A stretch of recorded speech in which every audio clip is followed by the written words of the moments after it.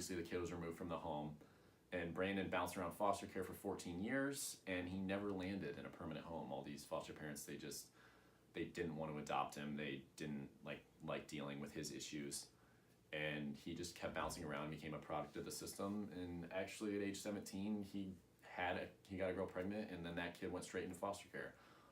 So that's just an example of one kid, and then right there, that's two kids in foster care. So across the country, that's happening all the time, and there's just so many kids, and there's just no way to silence this reproduction. And also, we talked about the lack of foster parents that are willing to sacrifice everything for their kids. So Matt specifically said there's a lot of parents out there that are constantly searching for the perfect placement, and they don't really want to deal with kids that have behavioral issues, kids that have drug addiction because of their exposure during pregnancy. And they kind of just keep going through foster care to try and find that perfect kid, but really that doesn't exist. There's sacrifices you're going to have to make as a foster parent to adjust and and the reason why that there's so many kids in care is because there's not parents that are willing to sacrifice and willing to go through with a formal adoption of someone that has issues. Next, I had a conversation with my older brother Justin. He is a junior at Ohio University, and I wanted to see what his takeaways were from foster care in relation to mine. Obviously, we've had the same foster placements, and we lived within the same home. And he's older than me, so I just wanted to see what he felt along the way and what he took away from the experience. So Justin, we both talked a lot about Carlos and with his situation and how he has to live with his biological dad now and how he didn't really have a say in the process. And Justin, he really highlighted what's the difference between me and him. I did nothing to be born into a good environment with the opportunity for me to go to college with supportive parents, whereas Carlos, he was just born into an unfortunate situation. So he and I have both, we have a similar takeaway from foster care in that it's just almost just your luck of the draw. So he and I, we both agreed it's important to give back and realize if you are fortunate that to recognize those that aren't fortunate. So he really showed empathy in that moment and put himself in someone else's shoes, which was really cool. And then lastly, I interviewed my grandparents, and I wanted to get a different demographic of someone who's older, and now that they have two grandchildren that are 15 years younger than their current youngest grandchild. They at the beginning of the foster, when my parents told them that they were going to start foster care, they really weren't supportive of it. They were why would you do that? What's influencing you to do that kind of thing. But they've come a long way. My grandpa's over at my house all the time, playing with Annie and Henry and taking them to the park, and they both have just fell in love with them. So my grandparents also talked about how the current scope of our society and the current system that we have in place, that it almost promotes unresponsible young youth behavior. So there's not really any specific negative repercussions if I were to have a kid and put it in foster care. There's really no skin off my back almost. So I thought that's something that I really didn't think of, and that was a unique perspective. So the outcomes from my heart research and my conversations is that everyone has a perspective, everyone has an opinion based on their past experiences, how much they know about foster care, and I really just needed to get out of my own head. I thought I knew it all, I know what these people are gonna say, and then I found when I was having the conversation, oh, I didn't really think of that. So from all these conversations and from my research, I needed to form some insights, and an insight would be foster children do not have an opportunity to pursue success, and you're trying to generate that okay, yeah, a head nod. And from these head nods and from these insights, I created challenges, questions of how we could attack this challenge, how we could solve this problem. And as you can see, I developed quite a few questions. And all of these insights and all of these question formations, it was contributing to forming challenge questions in the end. So my big challenge questions that I came up with were, how might we find potential foster parents that are willing to encounter adversity and sacrifice everything for the well-being of their foster placements? In what ways might we convey the power of adoption and the positive impact these children have on someone's family?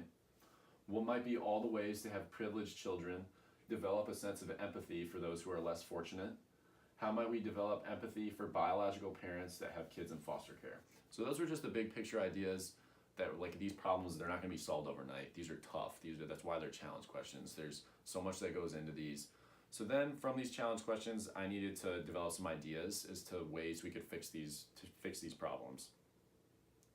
So what I first did was I got rid of my initial ideas because those are just right off the bat, like things that just aren't going to be the answer. You need to dive a little deeper. And then I tried reverse brainstorming. So reverse brainstorming is my big picture problem was the number of kids in foster care. So my reverse brainstorming would be, how do you increase the number of kids in foster care? So then I developed ways like promote drug use. So like you just want to take the inverse of what you develop. And I really didn't find this to be that effective. And the tool that I found more effective was the lotus blossom. So you start with an idea, and then you develop more ideas, and then you develop ideas off of the ideas, and then all of a sudden you look up and you've got a ton of post-it notes everywhere, and you have a ton of ideas, and pretty quick. And like you had said in class, like as someone who was blue-green on the HPDI assessment, this was going to be more effective. So our FYIC group all met, and we all put together ideas in a group of, like, we all assessed each other's problems and went through it. And then after this, I came back to my dorm room and I did all of this, like every single one of these lotus blossoms, all these ideas to help solve these challenge questions. And from all these ideas, these were the main categories that I talked about within solving these challenge questions. And those are empathy, drug use, court decisions, and foster parent sacrifice. So my convergence question was, will this actually decrease the number of kids in foster care? So basically what a convergence question is from every single one of these individual ideas, I needed to ask myself, well, is this actually gonna decrease the number of kids in foster care? Is this actually gonna work? So I put up every single idea that I had from all the lotus blossoms from the reverse brainstorming onto the wall, and I needed to figure out, well, which ones are the best? So this is the above and below the line. So the ones above the line originally, I think there was 13 above the line. So I needed to decide which ones were the most effective. And from the 13, I got down to 3, and that was stretch the importance of education and make college a real possibility, develop empathy for biological parents, and final court decision is in the best interest of the kid. So this was tough. I mean, there was 13, I had so many ideas, and there was 13 things above the line, but I needed to narrow it down to 3 and then eventually down to 1. So like we saw with the example that we did in class, this really isn't that easy. And my final selection was the final decisions in the best interest of the kid. So you might say, well, if you're constantly keeping the kid in foster care and waiting for the best situation to pan out, well, isn't that going to increase the number of kids in care? And yes, it will initially, but like we saw with the Brandon story, like he never really got a structure. He bounced around from foster home to foster home, and as a result, he had a kid that's now in foster care. So this problem of the number of kids in foster care isn't going to be solved overnight. Like this is going to take generations and generations to solve. So getting people with the right situation in the right environment is going to help their mindset, and just ensuring that they have the best opportunity for success. And the cycle of abuse, this is a big factor as well. Because these children, if they are in the best environment possible, they're not going to be abused. They aren't going to in turn abuse their kids, so that kid will not end up in foster care. And my reflection from all my ideas was, like I said, the lotus blossom was really effective for me, and that was the best way for me to produce my final selection.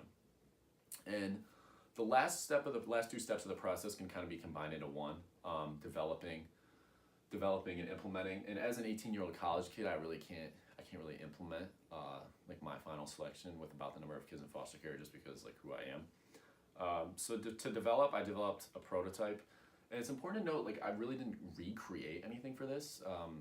I didn't really need to do anything, and it was because it was kind of done along the way.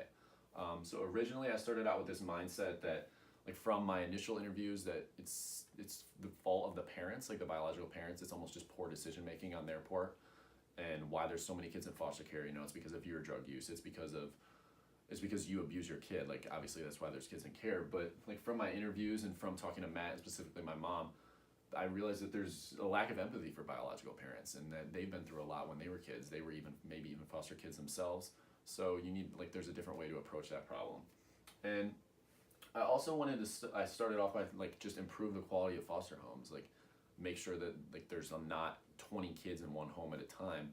But really the problem isn't necessarily the quality of the home, it's the quality of the parent. People aren't willing to sacrifice for their kid. People aren't willing to go above and beyond. And lastly, I started out thinking that children should have a say in the process of where they want to live. You should be able to pick where who you live with. But then you run into the issue of, well, how do infants get to say that? Like, why do they not get to have an opportunity to pick, but a 6-year-old kid that knows how to talk does? And will that 6-year-old kid make the right decision that's best for them? So you can't spin it on top of them. And it's a really complex process, but the solution would be to simply rule in the best interest of the kid and always looking out for them. And that doesn't necessarily mean that you always have to remove them from their biological home, and it doesn't always mean that you have to remove them from your foster home. It just depends case by case. And to conclude, I just wanted to say, like, I actually enjoyed doing this project, exploring something that I'm extremely passionate about, like that this shapes me as a person, had such a big impact on me. Being able to explore that and dive deep into this issue is something I really don't think I've ever done for a school project, so that was really awesome. And next, I wanted to say, like this is just really, it's kind of just shaped who I am as a person. My personality, like the things I do, the way I think, has all been impacted by this in a positive way. So I thank my parents for the introduction to foster care, and I hope one day I can have this impact on my biological kids and become a foster parent as well. And a quote that I found about foster care that really sums up everything perfectly is, "You were born with the ability to change someone's life, so don't ever waste it." Thank you.